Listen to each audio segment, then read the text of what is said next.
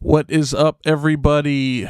Good morning, good afternoon, good evening, or good night, whatever time you are watching, wherever in the world you are watching. You're more than likely you're not watching. But yeah, so I am Jason Keller, aka JK, aka J.K.Forreal, and this is J.K.Forreal Reading. I'm out here. So this is the second video on Project 2025. Just want to remind everyone, like, I don't even know what this is about. So I don't want you to think that I'm for this or against it or whatever. I'm literally just trying to practice reading and understanding and learning and everything. So yeah, that's pretty much it. So I'm just gonna jump right into it. This video is the foreword. I hope that's how you pronounce it. The foreword.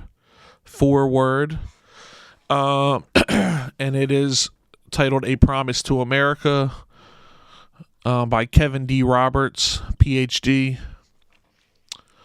So here we go. This one's kind of long, but it's not the longest, so hang on. Stay with me. All right, A Promise to America. 44 years ago, the United States and the conservative movement were in dire straits. Both had been betrayed by the Washington establishment and were uncertain whom to trust. Both were internally splintered and strategically adrift. Worse still, at the moment of acute vulnerability and division, we found ourselves besieged by existential adversaries, foreign and domestic. The late 1970s were by any measure a historic low point for America and the political coalition dedicated to preserving its unique legacy of human flourishing and freedom. I don't even understand that. All right. I'm going to keep it going, though. Today, America and the conservative movement are enduring an era of division and danger akin to the late, hopefully that's right, akin to the late 1970s. Now as then, our political class has been discredited by wholesale dishonesty and corruption. Look at America under the ruling and cultural elite today. Inflation is ravaging family budgets, drug overdose deaths continue to escalate, and children suffer the toxic normalization of transgenderism, with drag queens and pornography invading their school libraries. Okay, that escalated quickly. Overseas, a totalitarian communist dictatorship in Beijing is engaged in a strategic, cultural, and economic Cold War against America's interests, values, and people, all while globalist elites in Washington awaken only slowly to that growing threat. Moreover, low-income communities are drowning in addiction and government dependence. Contemporary elites have even repurposed the worst ingredients of 1970s. Radical chic. C-H-I-C. Radical chic.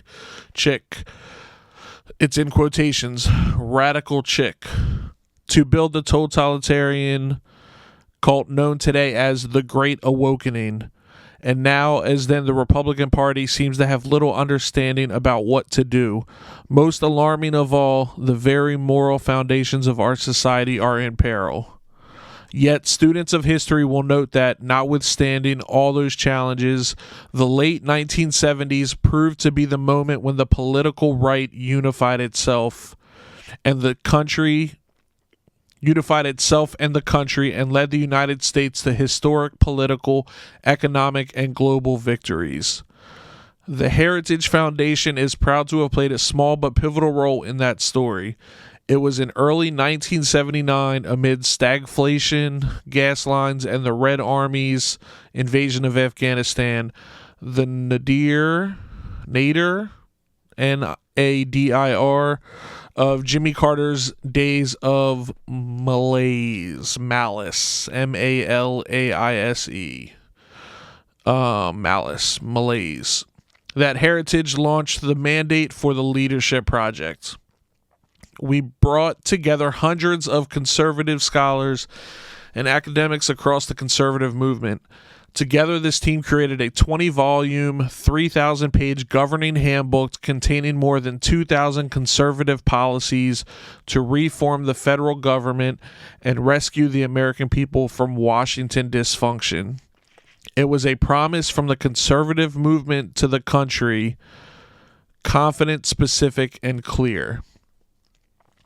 Mandate for Leadership was published in January 1981, the same month Ronald Reagan was sworn into his presidency.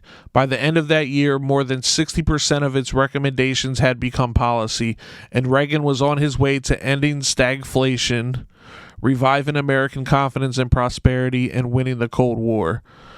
The bad news today is that our political establishment and cultural elite have once again driven America toward decline. The good news is that we know the way out, even though the challenges today are not what they were in the 1970s.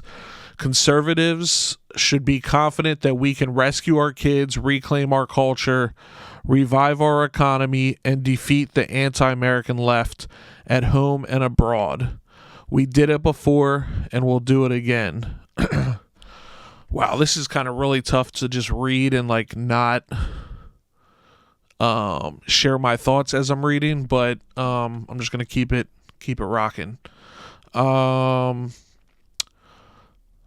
American left at home and abroad. We did it before and we will do it again. As Ronald Reagan put it, freedom is a fragile thing, and it's never more than one generation away from extinction.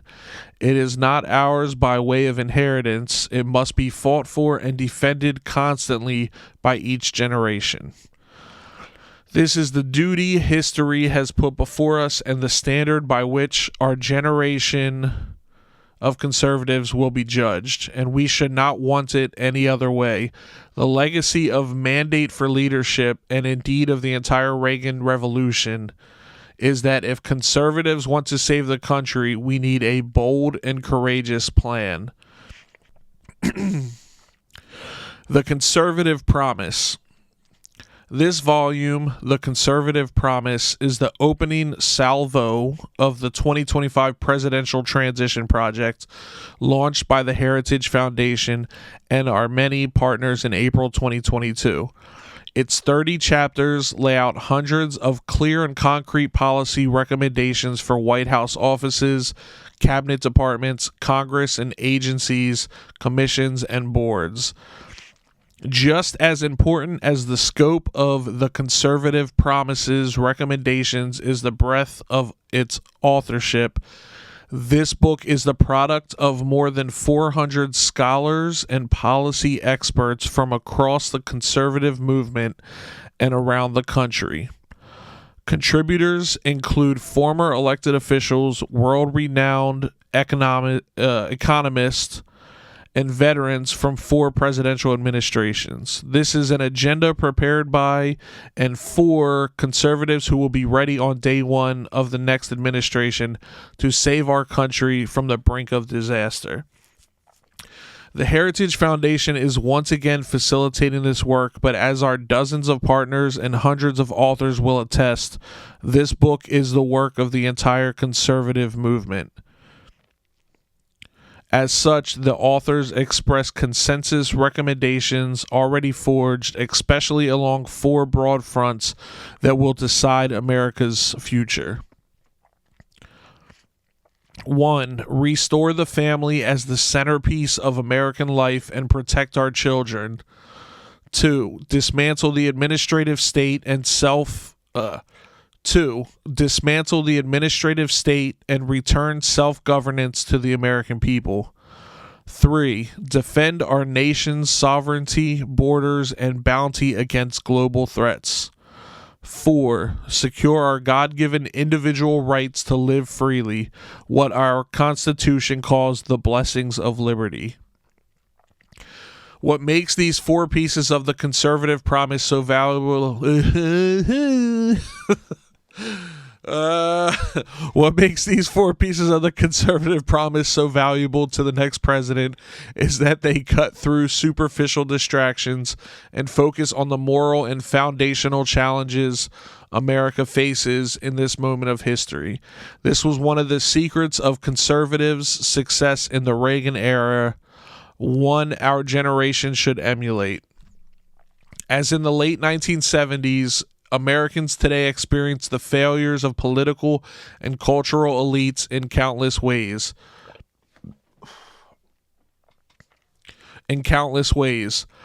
In the job market and in the grocery store checkout lines, on the streets and in our schools, in the media and within our institutions.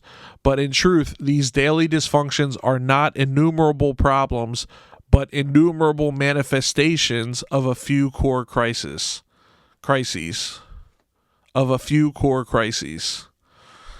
1979, the threats we faced were the Soviet Union, the socialism of 1970s liberals, and the predatory deviancy of cultural elites. Reagan defeated these beasts by ignoring their tentacles and striking instead at their hearts. Very poetic. His approach to the Cold War: we win and they lose. His economic agenda: the human dignity of work and its many rewards.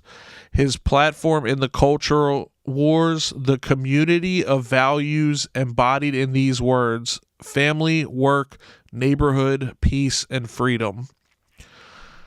This book and Project 2025 as a whole will arm the next conservative president with the same kind of strategic clarity, but for a new age.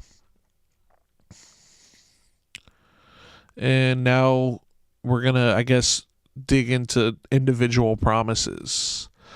So, promise number 1. Restore the family as the centerpiece of American life and protect our children. The next conservative president must get to work pursuing the true priority of politics, the well-being of the American family. In many ways, the entire point of centralizing political power is to subvert the family. Its purpose is to replace people's natural loves and loyalties with unnatural ones. You see this in the unpopular left-wing aphorism. Aphorism, aphorism, aphorism. Let me know what that means. Government is simply the name we give to the things we choose to do together. But in real life, most of the things people do together have nothing to do with government. These are the mediating institutions that serve as the building blocks of any healthy society: marriage, family, work, church, school, volunteering. The name real people give to the things we do together is community, not government. Our lives are full of interwoven, overlapping communities, and our individual and collective happiness depends upon them. But the most important community in each of our lives and the life of the nation is the family. Today, the American family is in crisis. 40% of all children are born to unmarried mothers, including more than 70% of black children.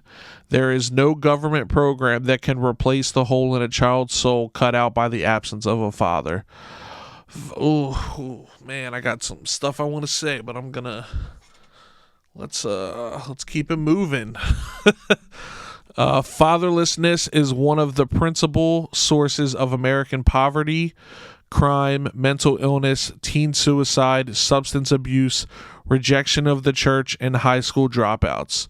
So many of the problems government programs are designed to solve but can't are ultimately problems created by the crisis of marriage and the family. The world has never seen a thriving, healthy, free, and prosperous society where most children grow up without their married parents.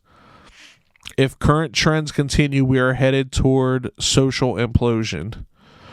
Furthermore, the next conservative president must understand that using government alone to respond to symptoms of the family crisis is a dead end.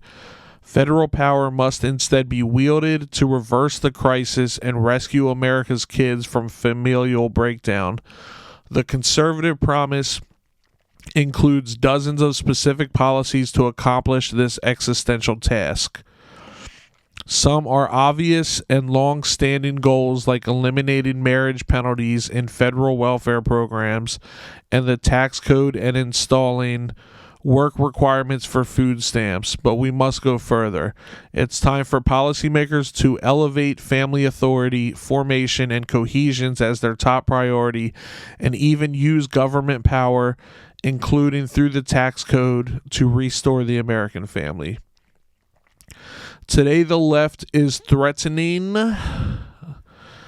I know you appreciate my pronunciations. Today, the left is threatening the tax-exempt status of churches and charities that reject woke progressivism. I'm going to read that again. Today, the left is threatening the tax-exempt status of churches and charities that reject woke progressivism. They will soon turn to Christian schools and clubs with the same totalitarian intent. The next conservative president must make the institutions of American civil society hard targets for woke cultural warriors. The next conservative, sorry, I'm rereading this again for me. The next conservative president must make the institutions of American civil society hard targets for woke cultural warriors. Okay. This starts with deleting the terms sexual orientation and gender identity. Diversity, equity, and inclusion, gender equality, gender equity, gender awareness, gender sensitive, abortion, reproductive health, reproductive rights, and any other term used to deprive Americans of their First Amendment rights out of every federal rule, agency, regulation, contract, grant, regulation, and piece of legislation that exists. So they're saying delete all those terms. Pornography manifested today in the omnipresent propagation of transgender ideology and sexualization of children, for instance, is not a political Gordian knot inextricably binding up disparate, disparate, disparate,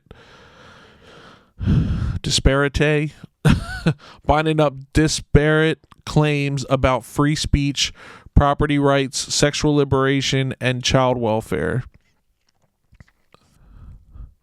It has no claim to First Amendment protection. Its purveyors are children.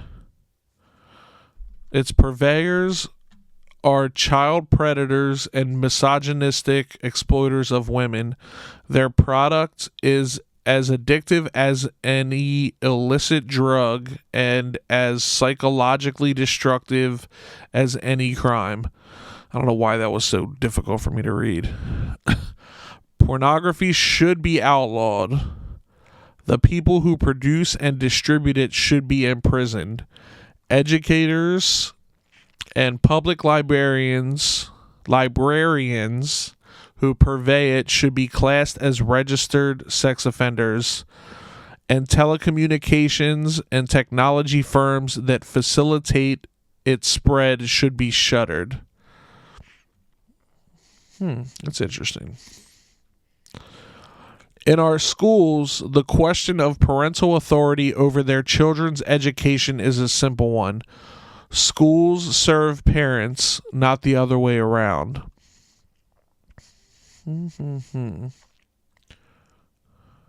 That is, of course, the best argument for universal school choice, a goal all conservatives and conservative presidents must pursue.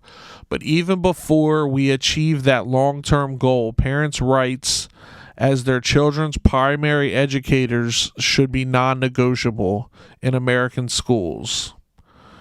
States, cities, and counties, school boards, union bosses, principals, and teachers who disagree should be immediately cut off from federal funds. So what are they saying? So even parents' rights as the children's primary educators. I'm not sure I 100% follow that, but if any of you do, if you're watching and you follow that, feel free to hit me up. Let me know.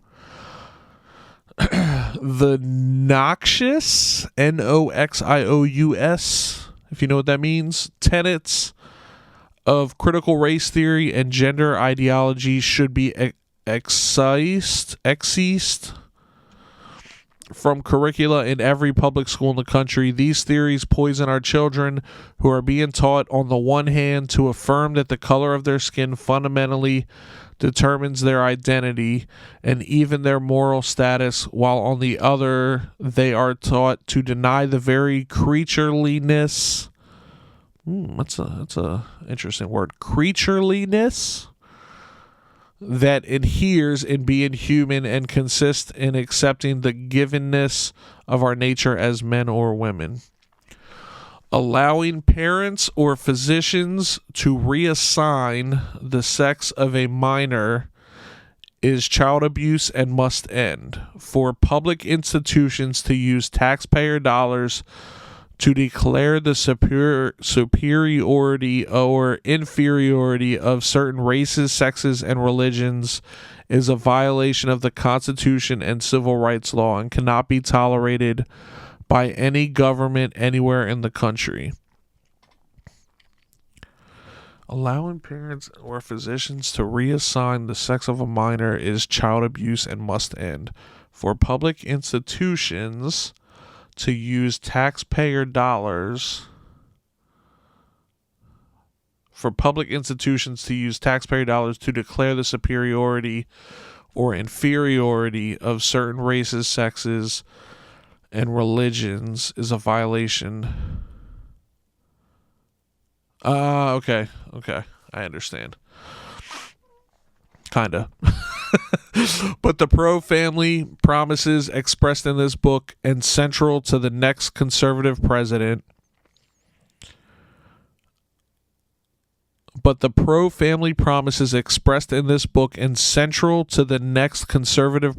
agenda must go much further than the traditional narrow definition of family issues. Every threat to family stability must be confronted. This resolve should color each of our policies. Consider our approach to big tech. The worst of these companies prey on children like drug dealers to get them addicted to their mobile apps. Many Silicon Valley executives famously don't let their own kids have smartphones. They nevertheless make billions of dollars addicting other people's children to theirs. TikTok, Instagram, Facebook, Twitter, and other social media platforms are specifically designed to create the digital dependencies that fuel mental illness and anxiety, to fray children's bonds with their parents and siblings. Federal policy cannot allow this industrial-scale child abuse to continue. Finally, conservatives should gratefully celebrate the greatest pro-family win in a generation, overturning Roe v. Wade, a decision that for 5 decades made a mockery of our Constitution and facilitated the deaths of tens of millions of unborn children. But the Dobbs decision is just the beginning. Conservatives in the states and in Washington, including in the next conservative administration, should push as hard as possible to protect the unborn in every jurisdiction in America. In particular, the next conservative president should work with Congress to enact the most robust protections for the unborn that Congress will support while deploying existing. All right, sorry, this is like a huge run-on sentence, and I'm like lost at this point. All right. This is what happens when I actually read. When I'm reading, I like start reading, and then I like trail off, and then before you know it, I'm rereading the same line like 10 times. In particular, the next conservative president should work with Congress to enact the most robust protections for the unborn that Congress will support while deploying existing federal powers to protect innocent life and vigorously complying with statutory bans on the federal funding of abortion. If you understand that line, feel free to type it in the chat. It's just a really long sentence. It should work with the Congress to enact most robust protections for the unborn that Congress will support while deploying existing federal powers to protect innocent life and vigorously complying with statutory bans. Okay, I think I kind of understand. Conservatives, again, it's not like I don't understand the words. It's just when it's such a long sentence, it's like, gosh darn, what did they? I don't even remember what it said at the beginning of the sentence. You know what I mean? But all right, sorry. Conservatives should ardently pursue these pro-life and pro-family policies while recognizing the many women who find themselves in immensely difficult and often tragic situations, and the heroism of every choice to become a mother. Alternative options to abortion, especially adoption, should receive federal and state support. In summary, the next president has a moral responsibility to lead the nation in restoring a culture of life in America again. How many promises did they say they got? Because I'm only on number 2. Sheesh.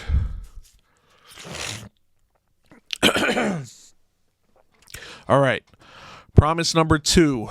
Dismantle the administrative state and return self-governance to the American people. Of course, the surest way to put the federal government back to work for the American people is to reduce its size and scope back to something resembling the original constitutional intent. Conservatives desire a smaller government, not for its own sake, but for the sake of human flourishing.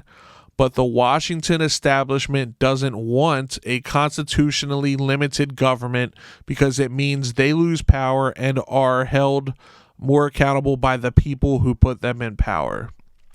Like restoring popular sovereignty, the task of reattaching the federal government's constitutional and democratic tethers calls to mind Ronald Reagan's observation that there are no easy answers, but there are no easy answers, but there are simple answers. In the case of making the federal government smaller, more effective, and accountable, the simple answer is the Constitution itself. The surest proof of this is how strenuously and creatively generations of progressives and many Republican insiders have worked to cut themselves free from the strictures of the 1789 Constitution and subsequent amendments. Consider the federal budget. Under current law, Congress is required to pass a budget and 12 issue-specific spending bills comporting with it. Every single year, and 12 issue-specific spending bills comporting with it every single year. The last time Congress did so was in 1996. Congress no longer meaningfully budgets, authorizes, or categorizes spending. Instead, party leaders negotiate one multi-trillion-dollar spending bill, several thousand pages long, and then vote on it before anyone literally has had a chance to read it. Debate time is restricted, amendments are prohibited, and all of this is backed up against the midnight deadline when the previous omnibus spending bill will run out and the federal government shuts down. If anyone knows what omnibus means, I'm going to have to look that up later. A midnight deadline on previous omnibus spending bill, and the federal government shuts down. This process is not designed to empower 330 million American citizens and their elected representatives, but rather to empower the party elites secretly negotiating without any public scrutiny or oversight. In the end, congressional leaders' behavior and incentives here are no different from those of global elites insulating policy decisions over the climate, trade, public health, you name it, from the sovereignty of national electorates. Public scrutiny and democratic accountability make life harder for policymakers, so they skirt it. It's not dysfunction, it's corruption. And despite its gaudy price tag, the federal budget is not even close to the worst example of this corruption. The distinction belongs to the administrative state. That distinction belongs to the administrative state, the dismantling of which must a top priority for the next conservative president. Oh, I think I found a typo, maybe. That distinction belongs to the administrative state, the dismantling of which must be a top priority for the next conservative president. Or maybe it makes sense without that. I don't know. But anyway, the term administrative state refers to the policy-making work done by the bureaucracies of all the federal government's departments, agencies, and millions of employees. Under Article 1 of the Constitution, all legislative powers herein granted shall be vested in a Congress of the United States, which shall consist of a Senate and a House of Representatives. That is, federal law is enacted only by elected legislators in both houses of Congress.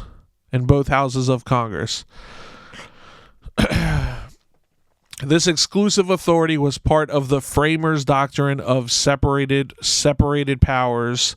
They not only split the federal government's legislative, executive, and judicial powers into different branches. This exclusive authority was part of the framers' doctrine of separated powers. They not only split the federal government's legislative, executive, and judicial powers into different branches.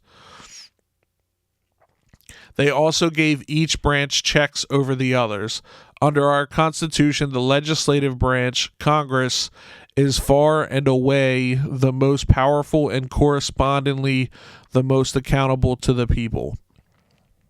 Under our Constitution, the legislative branch, Congress,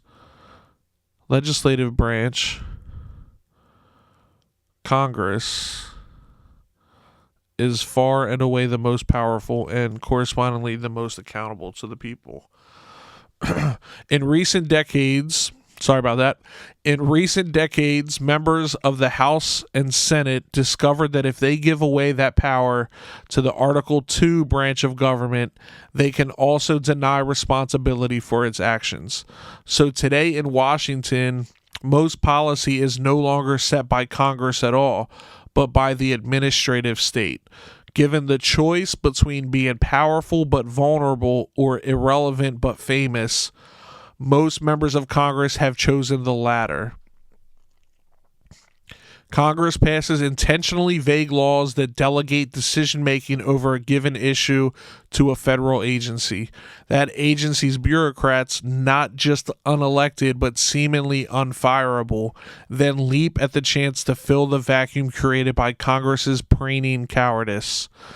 The federal government is growing larger and less constitutionally accountable, even to the president, every year.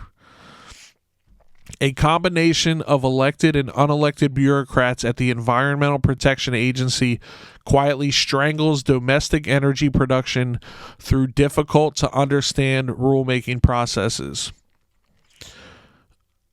Bureaucrats at the Department of Homeland Security, following the lead of a feckless What's that mean? Of a feckless administration. Order border and immigration enforcement agencies to help migrants criminally enter our country with impunity. Bureaucrats at the Department of Education inject racist, anti-American, historical propaganda into America's classrooms. Bureaucrats at the Department of Justice force school districts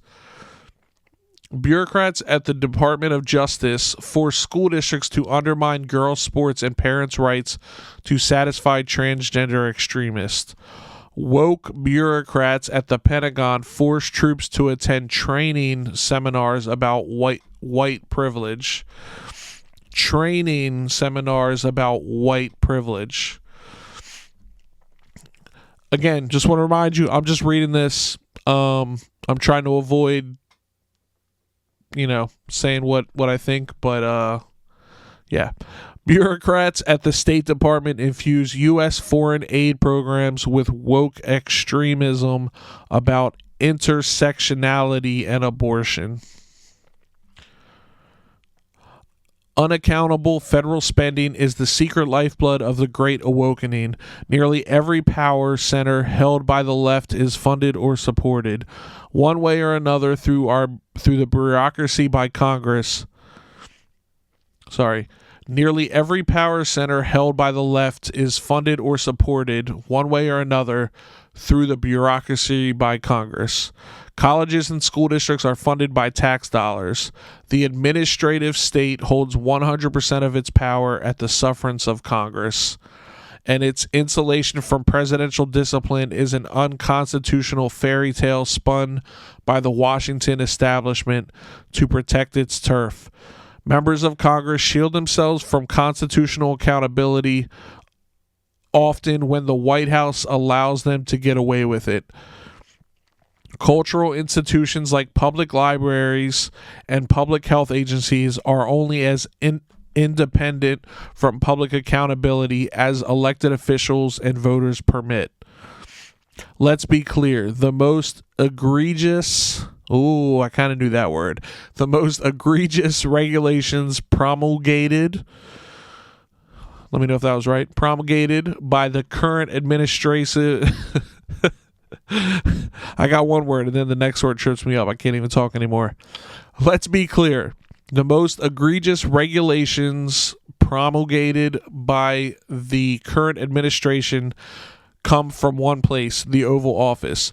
The president cannot hide behind the agencies, as his many executive orders make clear. His is the responsibility for the regulations that threaten American communities, schools, and families. A conservative president must move swiftly to do away with these vast abuses of presidential power and remove the career and political bureaucrats who fuel it. Properly considered, restoring fiscal limits and constitutional accountability to the federal government is a continuation. Properly considered, restoring fiscal limits and constitutional accountability to the federal government is a continuation of restoring national sovereignty to the American people. In foreign affairs, global strategy, federal budgeting, and policy making, the same pattern emerges again and again. Ruling elites slash and tear at restrictions and accountability placed on them. They centralize power up and away from the American people to supranational treaties and organizations, to left-wing experts, to sight unseen, all-or-nothing legislating, to the unelected career bureaucrats of the administrative state. All right. They centralize power up and away from American people. Supranational treaties and organizations, left-wing experts. Okay. As monolithic as the left's institutional power appears to be, it originates with appropriations from Congress and is made complete by a feckless president. There goes that word again, feckless. If I'm even saying that right. I would assume so, though. Feckless. A conservative president must look to the legislative branch for decisive action. The administrative state is not going anywhere until Congress acts to retrieve its own power from bureaucrats in the White House. But in the meantime, there are many executive tools a courageous conservative president can use to handcuff the bureaucracy, push Congress to return to its constitutional responsibility, restore power over Washington to the American people, bring the administrative state to heel, and in the process defang and defund the woke cultural warriors who have infiltrated every last institution in America. So I got to read that all again. To the legislative branch for decisive decisions. The administrative state is not going anywhere until Congress acts to retrieve its own power from bureaucrats in the White House. But in the meantime, there are many executive tools a courageous conservative president can use to handcuff the bureaucracy, push Congress... to handcuff the bureaucracy, push Congress to return to its constitutional responsibility, restore power over Washington to the American people, bring the administrative state to heel, and in the process, defang and defund the woke culture warriors who have infiltrated every last institution in America. The conservative promise lays out how to use many of these tools, including how to fire supposedly unfireable federal bureaucrats, how to shutter wasteful and corrupt bureaus and offices, how to muzzle woke propaganda at every level of government, how to restore the American people's constitutional authority over the administrative state, and how to save untold taxpayer dollars in the process. So, question, are they saying the administrative state? Are they basically saying that's the government, or what? Like, what are they considering the administrative state? Finally, the president can restore public confidence and accountability to our most important government function of all, national defense. The American people desire a military full of highly skilled servicemen and women who can protect the homeland and our interests overseas. The next conservative president must end the left's social experimentation with the military, restore war fighting as its sole mission, and set defeating the threat of the Chinese Communist Party as its highest priority. Dang, so they're already like, they're ready for war over here. Shoot. I don't know how I feel about that. All right. The next conservative president must possess the courage to relentlessly put the interests of the everyday American over the desires of the ruling elite. Their outrage cannot be prevented. It must simply be ignored. And it can be. Ooh, hold on. Let me read that again. Sorry.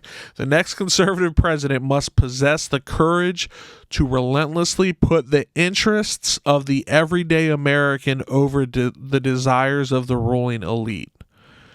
Their outrage cannot be prevented. It must simply be ignored, and it can be. The left derives its powers from the institutions they control, but those institutions are only powerful to the extent that constitutional officers surrender their own legitimate authority to them. A president who refuses to do so and uses his or her office to reimpose constitutional authority over federal policymaking can begin to correct decades of corruption and remove thousands of bureaucrats from the positions of public trust they have so long abused. Promise number 3: defend our nation's sovereignty, borders, and bounty against global threats. The United States belongs to we the people.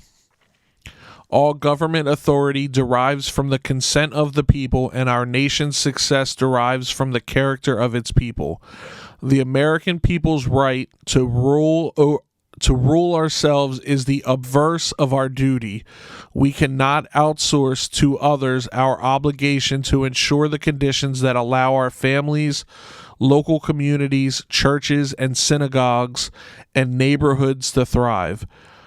The buck stops with each of us, so each of us must have the freedom to pursue the good for ourselves and those entrusted to our care. To most Americans, this is common sense, but in Washington, D.C. and other centers of leftist power, like the media and the academy, this statement of basic civics is branded hate speech. Progressive elites speak in lofty terms of openness, progress, expertise, cooperation, and globalization, but too often these terms are just rhetorical Trojan horses concealing their true intention, stripping we the people of our constitutional authority over our country's future. America's corporate and political elites do not believe in the ideals to which our nation is dedicated: self-governance, the rule of law, and ordered liberty. They certainly do not trust the American people, and they disdain the Constitution's restrictions on their ambitions. Instead, they believe in a kind of 21st century Wilsonian order in which the enlightened, highly educated managerial elite runs things, rather than the humble, patriotic working families who make up the majority of what the elites contemptuously question mark let me know if that's right. Patriotic, hold on, let me read the whole thing again. Instead, they believe in a kind of 21st century Wilsonian order in which the enlightened, highly educated managerial elite runs things, rather than the humble, patriotic working families who make up the majority of what the elites contemptuously call flyover country. I need to look up what Wilsonian, what that's referring to. Or if you know, feel free to comment. If anyone's watching this right now, thank you. I can't imagine anyone is, though. All right. This Wilsonian hubris has spread like a cancer through many of America's largest corporations, its public institutions, and its popular culture. Those who run our so-called American corporations have bent to the will of the woke agenda and care more for their foreign investors and organizations than their American workers and customers. Today, nearly every top-tier U.S. university president or Wall Street hedge fund manager has more in common with a socialist European head of state than with the parents at a high school football game in Waco, Texas. Top-tier U.S. university president or Wall Street hedge fund manager has more in common with a socialist European head of state than with the parents at a football game. Many elites' entire identity, it seems, is wrapped up in their sense of superiority over those people. But under our Constitution, they are the mere equals of the workers who shower after work instead of before. This as it is, should and must be. This is as it should and must be. Intellectual sophistication, advanced degrees, financial success, and all other markers of elite status have no bearing on a person's knowledge of the one thing most necessary for governance, what it means to live well. That knowledge is available to each of us, no matter how humble our backgrounds or how unpretentious our attainments. It is open to us to read in the book of human nature, to which we are all offered the key just by merit of our shared humanity. To which we are all offered the key just by merit of our shared humanity. One of the great premises trying to get my cadences right as I'm reading. You feel me? One of the great premises of American political life is that everyone who can read in that book must have a voice in deciding the course and fate of our republic. Progressive policymakers and pundits in America either fail to understand this premise or intentionally reject it. They enthusiastically support supranational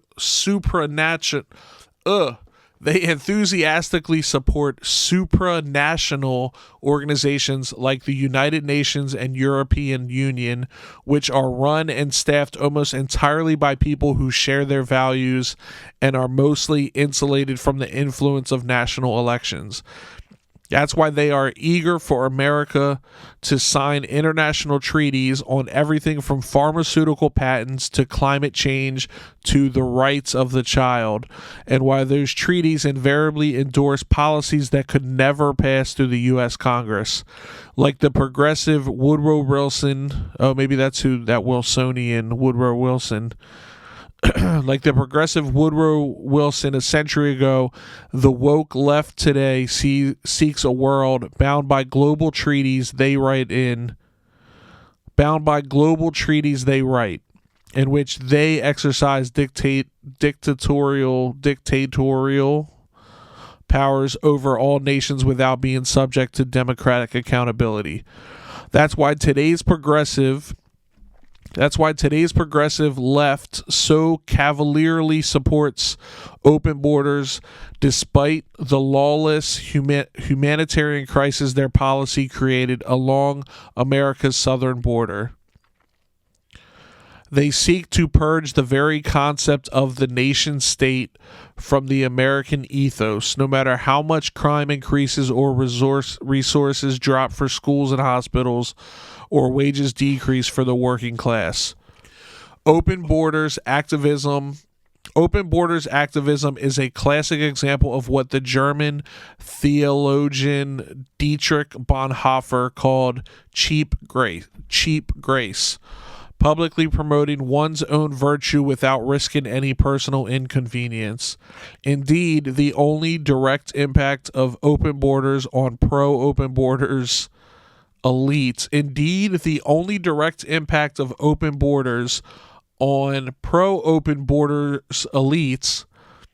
is that the constant flow of illegal immigration suppresses the wages of their housekeepers, landscapers, and busboys. Cheap grace aptly describes the left's love affair with environmental extremism. Those who suffer most from the policies environmentalism would have us enact are the aged, poor, and vulnerable. Those who suffer most are the aged, poor, and vulnerable. It is not a political cause, but a pseudo-religion meant to baptize liberals' ruthless pursuit of absolute power in the holy water of environmental virtue. At its very heart, environmental extremism is decidedly anti-human. Stewardship and conservation are supplanted by population control and economic regression. Environmental ideologues would ban the fuels that run almost all of the world's cars, planes, factories, farms, and electricity grids. Abandoning confidence in human resilience and creativity in responding to the challenges of the future would raise impediments to the most meaningful human activities. They would stand human affairs on their head, regarding human activity itself as fundamentally a threat to be sacrificed to the God of nature. The same goals are the heart of elite support for economic globalization. For 30 years, America's political, economic, and cultural leaders embraced and enriched Communist China and its genocidal Communist Party while hollowing out America's industrial base. What may have started out with good intentions has now been made clear. Unfettered trade with China has been a catastrophe. It has made a handful of American corporations enormously profitable while twisting their business incentives away from the American people's needs. For a generation, politicians of both parties promised that engagement with Beijing would grow our economy while injecting American values into China. The opposite has happened. American factories have closed, jobs have been outsourced, our manufacturing economy has been financialized, and all along the corporations profiting failed to export our values of human rights and freedom. Rather, they imported China's anti-American values into their C-suites. What is a C-suite? If you know, let me know. Even before the rise of big tech, Wall Street ignored China's serial theft of American intellectual property. It outright cheered the elimination of American manufacturing jobs. Learn to code, they would gloat. These were just the price of progress. Engagement was at every step Beijing's project, not America's. The Chinese Communist Party dictated terms only to break them whenever it suited them. They stole our technology, spied on our people, and threatened our allies, all with trillions of dollars of wealth and military power financed by their access to our market.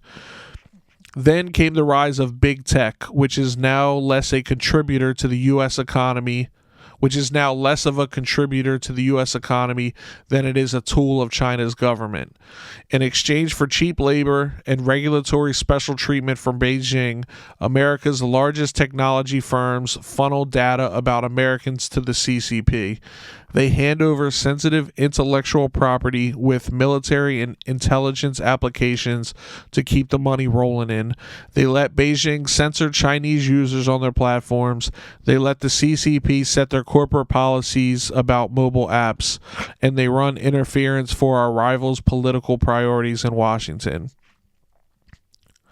One side of big tech companies' business model is old-fashioned American competitiveness and world-changing technological innovation, but increasingly that side of these businesses is overshadowed by their role as operatives in the lucrative employ of America's most dangerous international enemy. If you want to understand the danger posed by collaboration between big tech and the CCP, look no further than TikTok. The highly addictive video app used by 80 million Americans every month and overwhelmingly popular among teenage girls is in effect a tool of Chinese espionage. I knew that word, I swear. Is in effect a tool of Chinese espionage.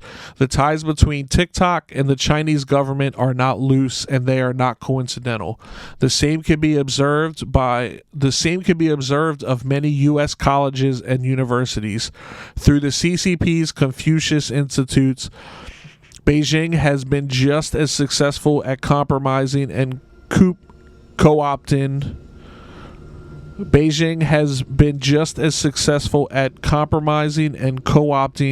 our higher education system as they have at compromising and co-opting corporate America. The same can be observed of many U.S. colleges and universities. Through the CCP's Confucius Institutes, Beijing has been just as successful at compromising and co-opting our higher education. Is that the right co-opting? Is that coopting? Cooing? Co-opting? Let me know.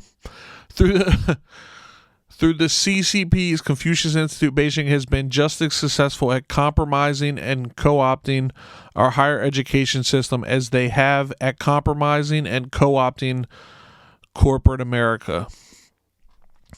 A casual reader might take the last few pages as surveying a broad array of challenges facing the American people and the next conservative president, supranational policy making, border security, globalization, engagement with China, manufacturing, big tech, and Beijing compromised colleges. But these really are not many issues, but two. but these really are not many issues, but two. One, that China is a totalitarian enemy of the United States, not a strategic partner or fair competitor. And two, that America's elites have betrayed the American people.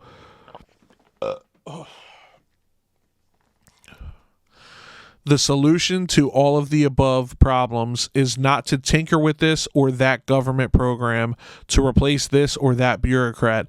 These are problems not of technocratic.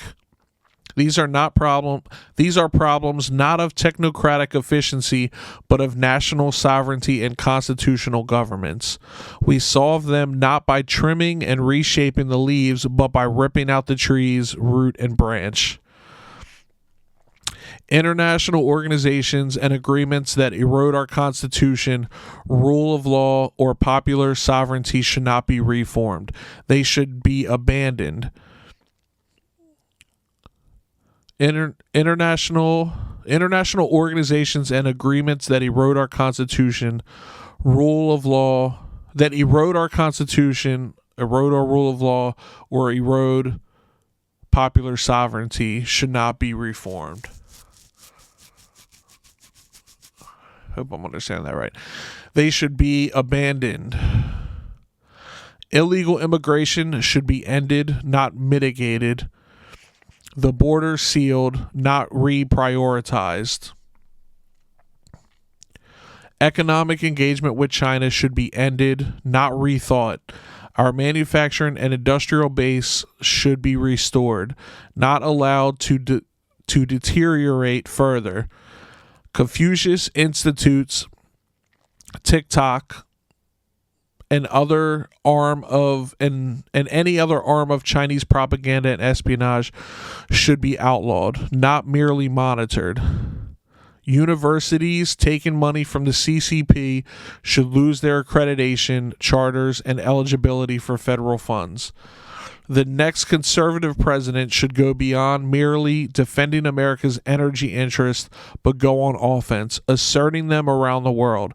America's vast reserves of oil and natural gas are not an environmental problem. They are the lifeblood of economic growth. American dominance of the global energy market would be a good thing for the world and, more importantly, for we the people. We the people. It's not just about jobs, even though unleashing domestic energy production would create millions of them. It's not just about higher wages for workers who didn't go to college, though they would receive the raises they have missed out on for 2 generations. It's not just about higher wages for workers who didn't go to college, though they would receive the raises they have missed out on for 2 generations. Full spectrum strategic energy dominance would facilitate the reinvigoration of America's entire industrial and manufacturing sector as we disentangle our economy from China.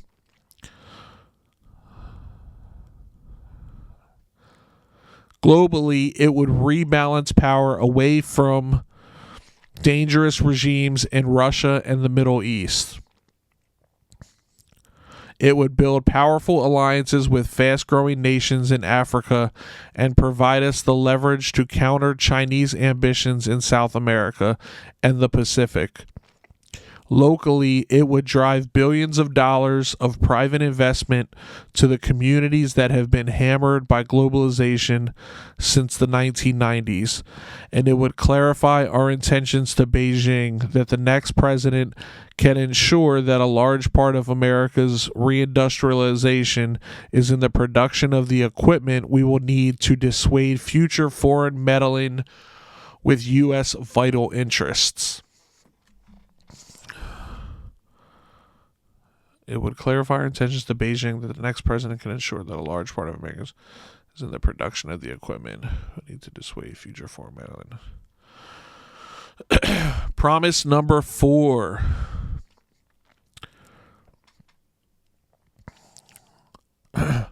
Promise number 4. Secure our God-given individual right to enjoy the blessings of liberty. The Declaration of Independence famously asserted the belief of America's founders that all men are created equal, and endowed with God-given rights to life, liberty, and the pursuit of happiness. It's the last, the pursuit of happiness, that is central to America's heroic experiment in self-government. When the founders spoke of pursuit of happiness, what they meant might be understood today as, in essence, pursuit of blessedness. Hashtag blessed. Pursuit of blessedness. This is an individual must be free to live as his creator ordained to flourish.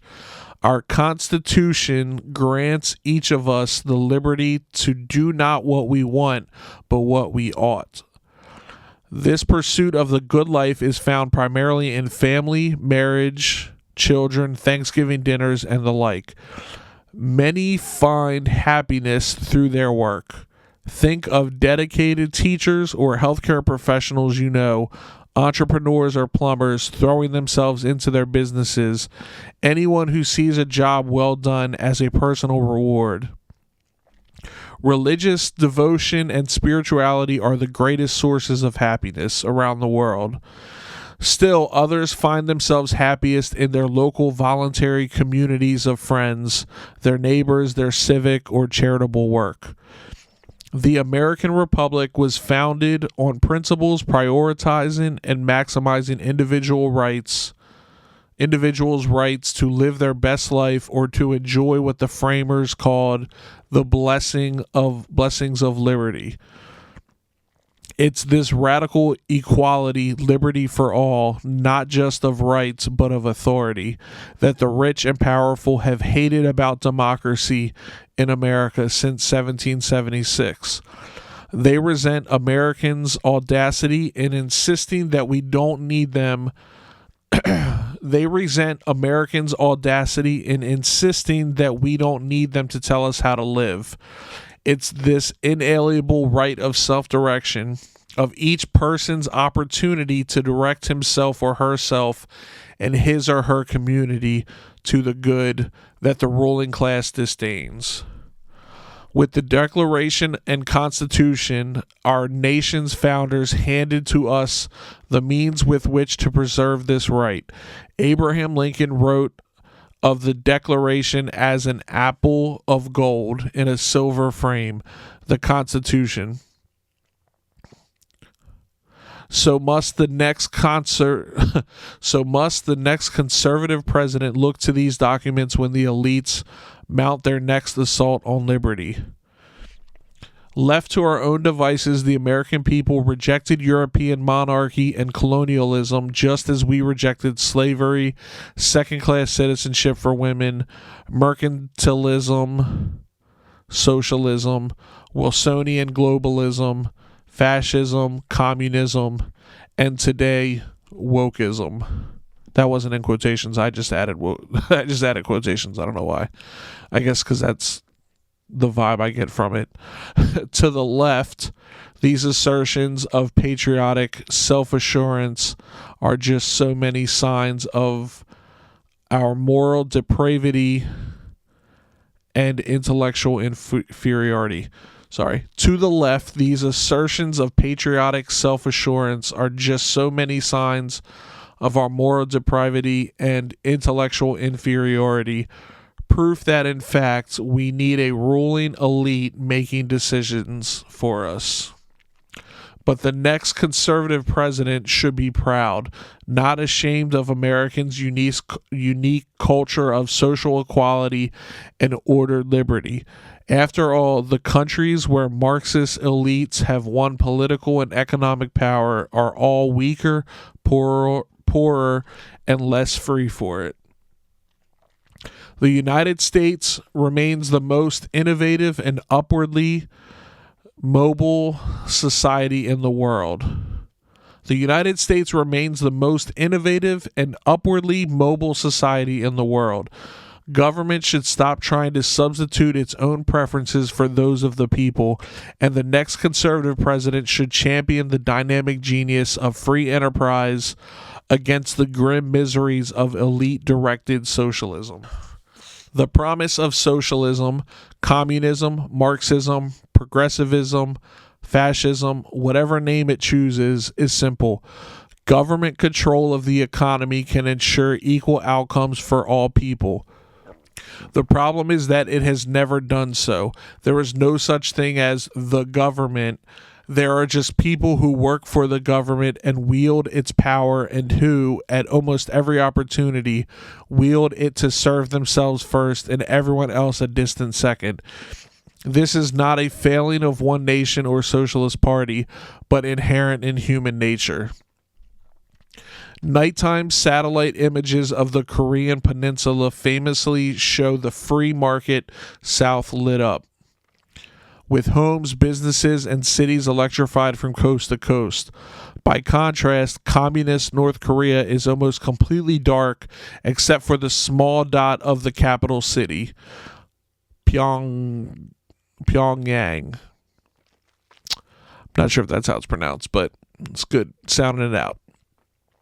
Pyongyang, where as a psychotic dictator and his cronies live. The same phenomenon is on display. The same phenomenon is on display in the infuriating fact that four of the six richest countries in the United The same phenomenon is on display in the infuriating fact that 4 of the 6 richest counties in the United States are suburbs of Washington, D.C., a city infamous for its lack of native productive industries.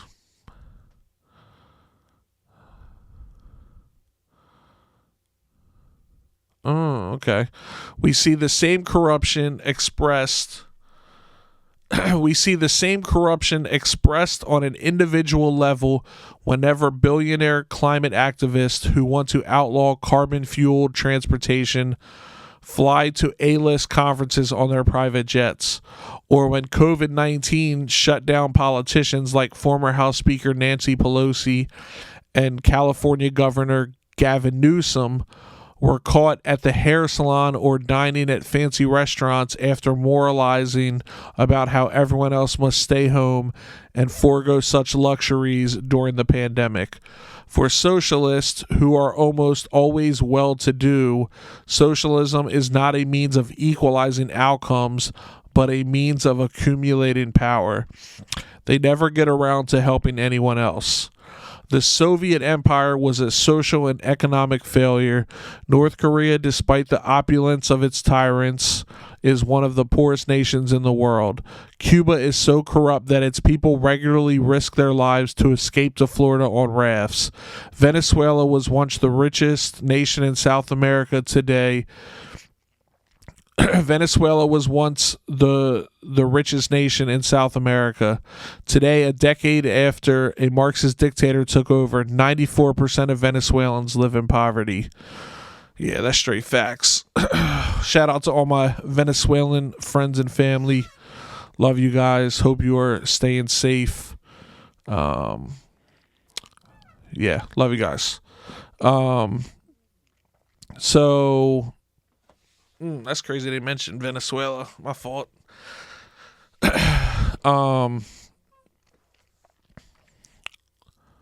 Even socialist Senator Bernie Sanders' home state of Vermont was forced to repeal the state's single-payer health care system just 3 years after creating it.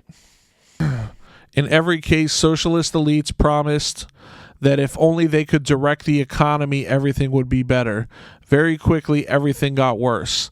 In socialist nation after socialist nation, the only way the government could keep its disgruntled people in line was to surveil and terrorize them. By contrast, in countries with a high degree of economic freedom, elites are not in charge because everyone is in charge. People work, build, invest, save, and create according to their own interest and in service to the common good of their fellow citizens. There is a reason why the private economy hews to the maxim the customer is always right. While government bureaucracies are notoriously user unfriendly, just as there is a reason why private charities are cheerful and government welfare systems are not. Ooh. It's not because grocery store clerks and PTA moms are good and federal bureaucrats are bad. It's because private enterprises, for profit or nonprofit, must cooperate to give to succeed. So as the American people take back their sovereignty, constitutional authority, respect for their families and communities, they should also take back their right to pursue the good life. The next president should promote pro-growth economies policy. The next president should promote pro-growth. The next president. This is probably the longest I've read in years, if not ever. The next president should promote pro-growth economic policies that spur new jobs and investment, higher wages and productivity. Yes, that agenda should include overdue tax and regulatory reform, but it should go further and include antitrust enforcement against corporate monopolies. It should promote educational opportunities outside the woke-dominated system of public schools and universities, including trade schools, apprenticeship programs, and student loan alternatives that fund students' dreams instead of Marxist academics. Just as important as expanding opportunities for workers and small businesses, the next president should crack down on the crony capitalist corruption that enables America's largest corporations to profit through political influence rather than competitive enterprise and customer satisfaction. Analogous? I think that's right. Analogous pro-growth reforms for America's voluntary civil society are also in order. America is not an economy, it is a country. Economic freedom is not the only important freedom. Freedom of religion, freedom of speech, and the freedom to assemble also represent key components of the American promise. Today, in addition to the problem of big tech censorship, we see speakers at universities shouted down, parents investigated and arrested for attempting to speak at school board meetings, and donors to conservative causes harassed and intimidated. The next conservative president must defend our First Amendment rights. Best effort. Think we're close. A little stretch. All right. Whew. Best effort. Ultimately, the left does not believe that all men are created equal. They think they are special. They certainly don't think all people have an unalienable right to pursue the good life. They think only they themselves have such a right, along with a moral responsibility to make decisions for everyone else. They don't think any citizen, state, business, church, or charity should be allowed any freedom until they first bend the knee. This book, this agenda, the entire Project 2025 is a plan to unite the conservative movement and the American people against elite rule and woke culture warriors. Our movement has not been united in recent years, and our country has paid the price.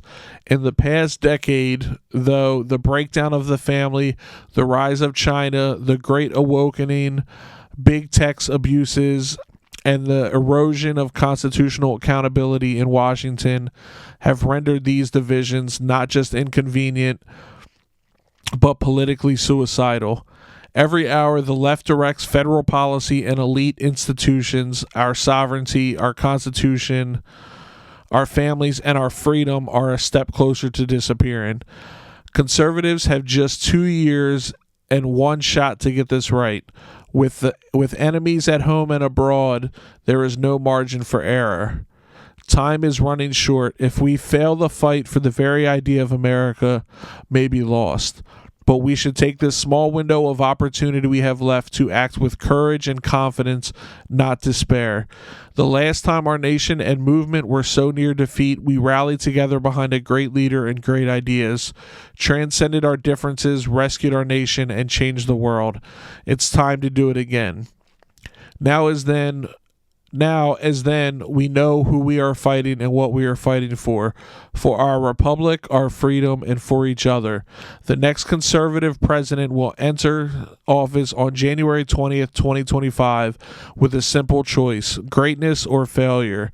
It will be a daunting test, but no more so than every generation of Americans has faced and passed. The conservative promise represents the best effort of the conservative movement in 2023 and the next conservative president's last opportunity to save our republic. Shoo! Gosh, darn, that's just the foreword? Oh my gosh. Like I said, this whole thing is like almost 1,000 pages, I think. It's a little under 900 pages.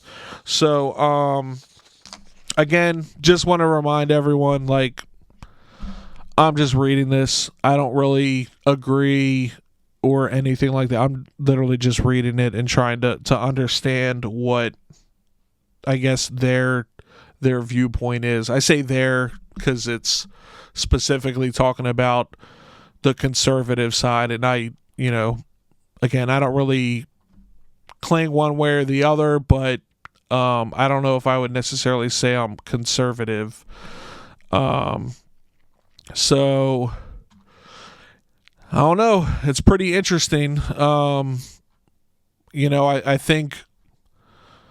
think there's a lot of good points in there, and there's definitely some things in there that I don't necessarily agree with, but I think the way that they, just thinking of, I guess, the very little bit of knowledge I have about how the country works and stuff, and majority rule and all that stuff. Like, I think it's something that if there are people that don't agree with this stuff, they're going to have to type up their own little Project 2025 or whatever they want to call it to kind of challenge the ideas that these guys are putting out.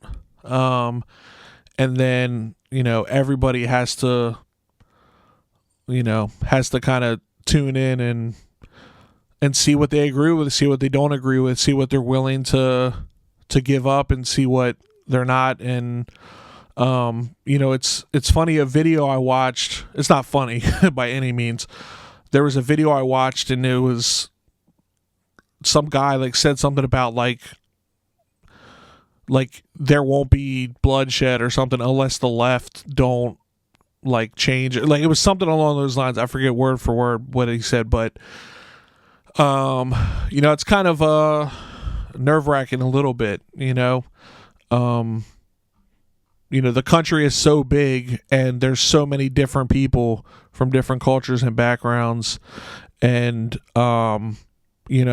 we're not all going to agree on everything and all that, but we have to be able to live together regardless. So, or irregardless, I forget which is the more appropriate way.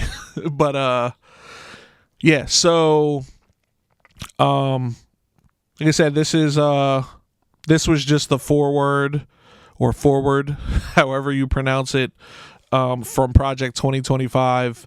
Next video, I'm probably just going to do one video for each chapter, because some of them can be pretty long. So it looks like the next one is going to be Section 1, Chapter 1, White House Office. So, yeah, I mean, if you're still tuning in, good for you. You're better, you're a better man or woman than I am. And I appreciate it. And, hopefully, we're all trying to understand what the heck this is talking about, so that we at least have we at least can form our own opinions as far as how we can argue against, for or against. Maybe some of the stuff we agree with, some of the stuff we don't, but we have to be able to communicate our disagreements so that we can move forward. But yeah, that's pretty much it. Thanks for tuning in. Be nice to each other, and I appreciate you. Peace.